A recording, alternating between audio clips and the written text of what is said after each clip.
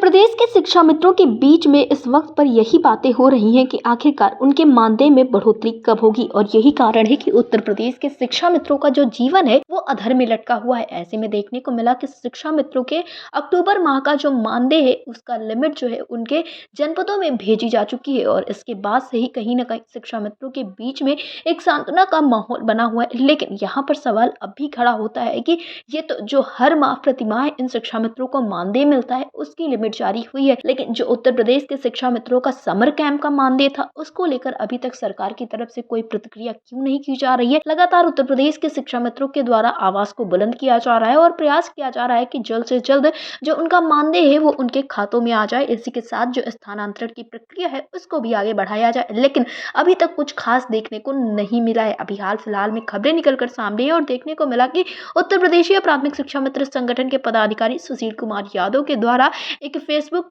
Post के जरिए ये बताया गया है कि शिक्षा मित्रों का जो अक्टूबर माह का मानदेय है उसके लिमिट जो है वो उनके जनपदों में भेजी जा चुकी है और जो पदाधिकारी हैं वे अपने जनपदों में मानदेय उपलब्ध कराने का सुनिश्चित करें। इन सारी चीजों के बीच में ये देखने को मिल रहा है कि उत्तर प्रदेश के शिक्षा मित्र अब भी यही कहते हुए नजर आ रहे हैं कि जो महीने का मानदेय आता है वो तो सही है, लेकिन जो उनका बकाया भुगतान है उसको सरकार आखिर कब तक करेगी और किस तरह से आखिर इस अल्प मानदेय में ये शिक्षा मित्र अपना जीवन व्यतीत करें। लगातार उत्तर प्रदेश के शिक्षा मित्रों के बीच में असमंजस की स्थिति बनी हुई है। उम्मीदें आती हैं जाती हैं, लेकिन फिर भी उत्तर प्रदेश के शिक्षा मित्रों के साथ कुछ खास होता हुआ नजर नहीं आता है।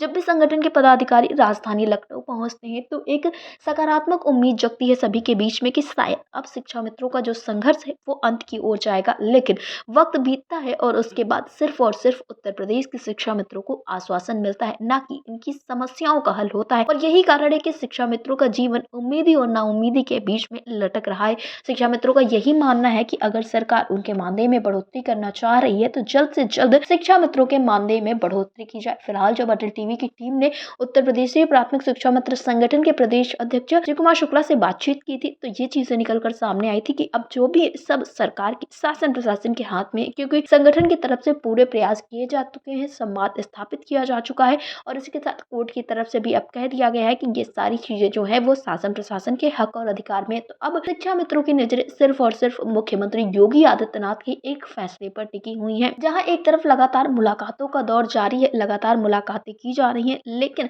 अभी तक कुछ खास निकलकर सामने नहीं आ पा रहा है। संगठन के पदाधिकारी रोजाना राजधानी लखनऊ पहुंचते हैं, अलग अलग अधिकारियों से, मंत्रियों से मुलाकात करते हैं, लेकिन सबका यही कहना होता है कि आने वाले वक्त में समस्याओं का हल हो जाएगा। लेकिन अब समस्याओं का हल कब होगा ये तो अभी किसी को भी नहीं पता है। बस संगठन के पदाधिकारियों के द्वारा ये जानकारी दी गई है कि सरकार, शासन प्रशासन लगातार आगे के मुद्दों को लेकर बातचीत कर रही है। और वहीं पर जब ये खुशखबरी निकलकर सामने है कि अक्टूबर माह का जो मानदेय है उसकी लिमिट जारी हो गई, उसके बाद कहीं ना कहीं उत्तर प्रदेश के शिक्षा मित्रों के बीच में एक सकारात्मकता देखने को मिली है। लेकिन क्या सिर्फ इसी सारी चीजों से उत्तर प्रदेश के शिक्षा मित्रों की समस्याओं का हल हो जाएगा? उनकी तो अब भी वही मांग है कि उनका स्थानांतरण किया जाए, जो शासनादेश जारी किए हैं उनको धरातल पर लागू करवाया जाए और इसी के साथ मानदेय वृद्धि को लेकर एक बड़ा फैसला लिया जाए। वैसे तो मुख्यमंत्री योगी आदित्यनाथ ने सार्वजनिक रूप से घोषणा कर दी है, लेकिन फिर भी अब उसको धरातल पर लागू करवाने का समय आ गया है। अब देखना ये होगा कि आखिरकार अक्टूबर माह के मानदेय के लिमिट जारी होने के बाद आगे की कार्रवाई कब तक होती है। डेस्क रिपोर्ट, अटल टीवी।